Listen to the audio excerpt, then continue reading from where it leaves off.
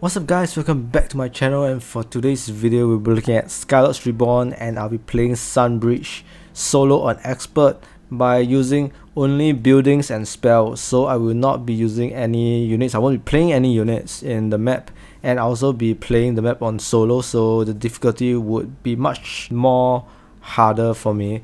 And this is for the completion of the achievement to obtain your Promo Worldbreaker's gun. And I think for Oceans and for Sunbridge Expert, if you play without units, it will be quite difficult, especially for this map, Sunbridge, and playing it on solo. So this is my deck, and I'll be showing you how I tackle this map and giving you some tips on what you should do and why I play certain cards that I play. So without further ado, let's take a look at Sunbridge. And firstly, I'll be building a couple of ice barriers, and the reason for this is to make sure that I extend the range of my defense towers, so that my defense towers is able to like attack the enemy units right off the bat, and I don't waste 50 power building close to my monuments and my power well where they can't re-attack much. And the main objective first is to take down the infestation base right at the bottom. And as you can see, I use my Warden Sigil to provide some ice shields on my defense tower so that my defense tower won't get destroyed.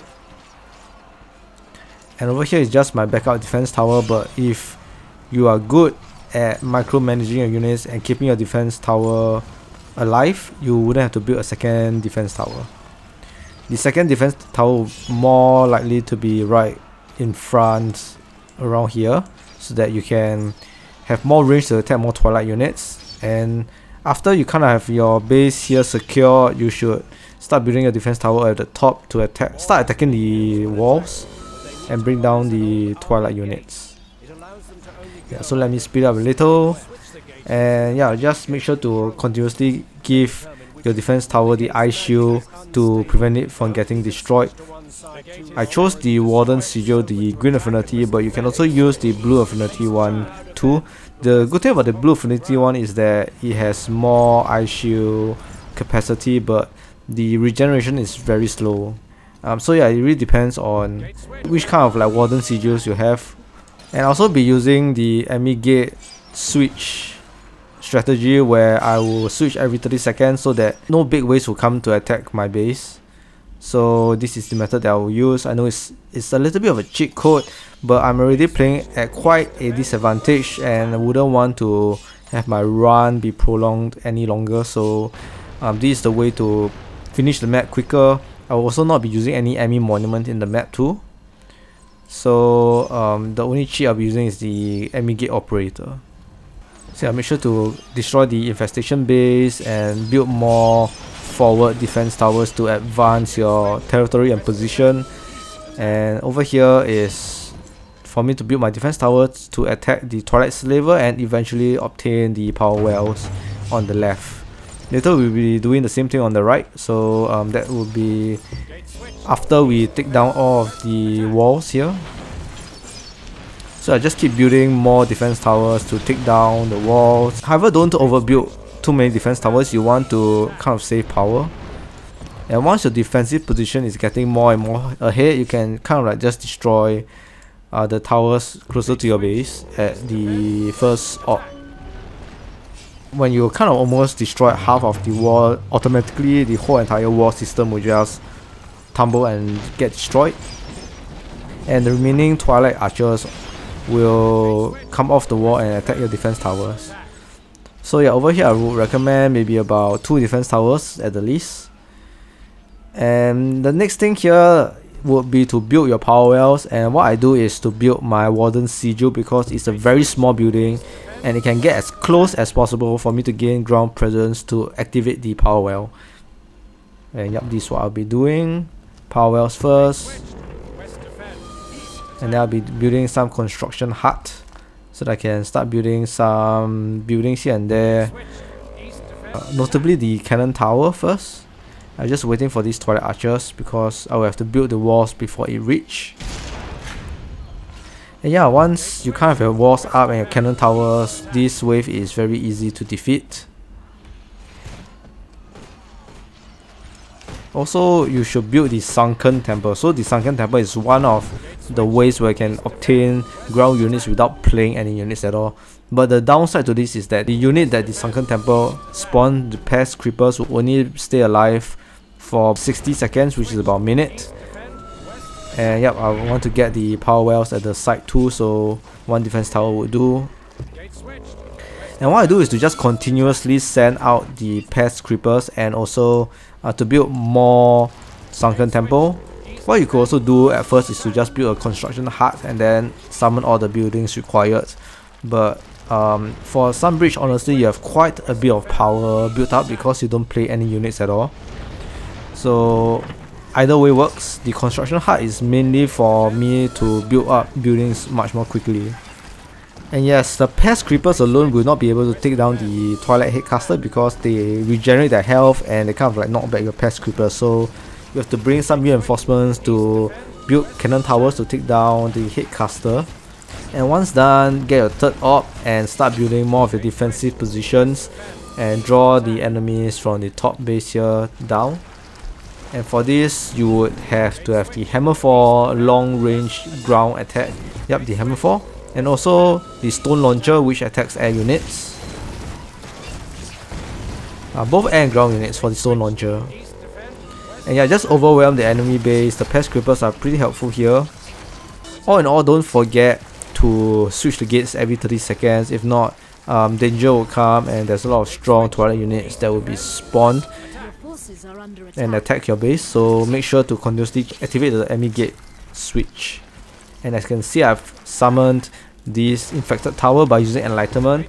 And what this infected tower does is that when you use the blessed virus, all the pest creepers that die within the blessed virus time zone, there will be a twilight pest that will be summoned for every twilight or for every like creeper that dies within the range. And what the twilight pest does is that it can give you ground presence and you can also build buildings. So later I'll let you know why this ground presence is important. And let's just quickly clear off this base to get our tier 4. And the most important item that you want to get for the tier 4 is the Worldbreaker gun. So let's just fast forward, and most of this map Mora would be killed by the Worldbreaker gun. So yep, some Hammer 4 to defend your base and prevent any Twilight units from attacking your orbs or your monuments, etc. And make sure to get your ice barriers up close to the power well so they can build it, which I'll do it later on. Power wells and monument up. And now it's a time where you build your Worldbreaker guns. And I will also have my Tectonic Shift up because I don't want to build too many construction huts. I can just shift my Worldbreaker guns around to give more like range, because only over here around this area, these 3 Worldbreaker guns is able to attack the top right power shrine, because if not it'd be out of range. So yes, that's why I did the first Tectonic Shift out, so that I can build more Worldbreaker guns here, which is the prime location for the Worldbreaker guns. And yep, as long as you have your Twilight Pest or any creeper, you're able to use the Worldbreaker gun snowball, heavy snowball ability to take down the power shrine and the base. But this will be the easier part. The harder part will be how do you take down the power shrine over at the right side of the map. And for this, I will let you know why the Twilight Pests are very important except to you. And yeah, let me just destroy this power shrine first. Yeah, once done, the main focus here is to have your units pass through the middle camp here and off to the next side, the other side of the map. And I'll slowly break it down for you how you can do this and when you should do it and what cards you should also play to prevent your Twilight Pest from dying. Yeah, we'll break a gun. Let me just fast forward to the place where I transport the units, and make sure to have like 6 Worldbreaker guns up, because the more Worldbreaker guns you have, the easier it is to take down Mora, because it has tons of health. For Mora, 60,000 health, which is insane, and you don't have Sky Elf Sage to buff up your Worldbreaker gun. And the moment you should bring your Twilight Pest over is over here when you are supposed to switch the enemy gates, and have your Twilight Pest quickly run over to the next site, or when most of the toilet pairs here is already inside the zone, you can click the enemy operator because you have to allow your toilet pairs to be able to go to the other side of the map. And as you can see, the first thing I did was green piece. This helps me to prevent some Twilight units from attacking my Twilight pairs. However, for the Twilight Dragon, because they have the leader's immunity, the green piece doesn't really affect them and they can just attack whatsoever. And yes, the main thing is to have at least one Twilight pest that passes through. And if you have healing spells, cast healing spells for like regrowth, but in this case I thought that I didn't really need regrowth. And yeah, make sure to have your Worldbreaker guns to back up the Twilight pest so that they don't die. And yeah, so once you have at least one Twilight pest over here, safe and sound, you are pretty much on your way to victory for this map. Because as you remember, Twilight pest grants you ground presence, and what ground presence does is that you can build buildings with the Twilight pest. And what I built was Sunken Temple and of course the Infected Tower again to give me more Twilight pests. And also the reason why I wanted Twilight pests instead of these like little creepers, the pest creeper, is because Twilight pests have the swift ability, which means that over in the middle here is the area where most of them die, and you want them to be in this middle area the least time as possible, because the more time they spend here, the more likely that they're gonna die. Yeah, so from then on, just continue to have your Sunken Temple produce these creepers. Have the Twilight pest move over to the base, Worldbreaker gun, heavy snowball ability until the power shrine gets destroyed. It's a very straightforward game from here. So let me just fast forward. Very straightforward. Just a lot of Worldbreaker guns. I think I've got 6 of them. Yeah, so once this is done, the gates will be unlocked and your defenses here will be very strong because you have like 6 to 7 Worldbreaker guns up. But from now, I think it's about, I only got 5, but I'll be building more Worldbreaker guns. Yeah, just make sure to just heavy snowball the ability, have some deep gorge. And as you notice, I also have my deep gorge to have the tectonic shift. And why this is so is because they are able to move on to the middle ground. And what the deep gorge blue affinity does is that whenever an enemy unit goes close to the deep gorge through this like radius, they instantly be frozen. And when they are frozen means that they can't attack you and your buildings last longer. So yeah, make sure to have a couple of Worldbreaker guns. I recommend minimum to have 5, but I think I'll be going for 6 Worldbreaker guns. Just make sure to build enough Worldbreaker guns to destroy Mora. And the most annoying thing before you attack Mora is to take down the Twilight Tree Fiend, and each Twilight Tree Fiend can only be killed with 2 heavy snowballs, so you have to plan it properly when to use the heavy snowball ability, and also to make sure that your ground presence is always there to cast the heavy snowball ability for a Worldbreaker gun.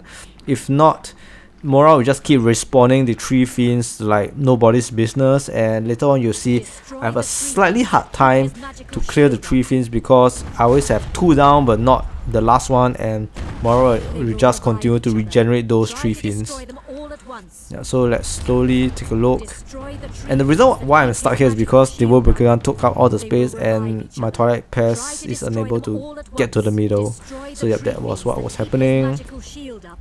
Now yeah, Deep Gorge instant freeze helps to make my Twilight pest survive longer. You also can cast a green piece, but the issue with that is that, as you can see, there's a lot of the Twilight negators that you cannot cast any spell within this radius, so I highly recommend you to get the Deep Gorge. So I was just trying to get the Twilight Tree Fiends down, but see, whenever I get 2 down, 1 is always alive, and you have to just continuously push on and make sure that the Twilight Tree Fiends fall. And the green piece is the one that helps to keep your Twilight Pest alive because they are just stuck there, they cannot really attack you. So yeah, green piece is a must for this deck. Yeah, so let's press on and continue to kill off the Twilight Fiend. And because I got my Worldbreaker gun here, the Twilight Fiend at the left is less of an issue, and I try to focus more of my Worldbreaker gun's attacks on the right too. And yeah, once done, it's a very simple game. Just have ground presence, Worldbreaker gun, heavy snowball, and the boss Mora would fall.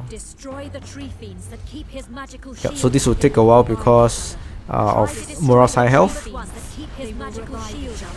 And yeah, this is how I complete Sunbridge Expert on solo by only using building and spell cards.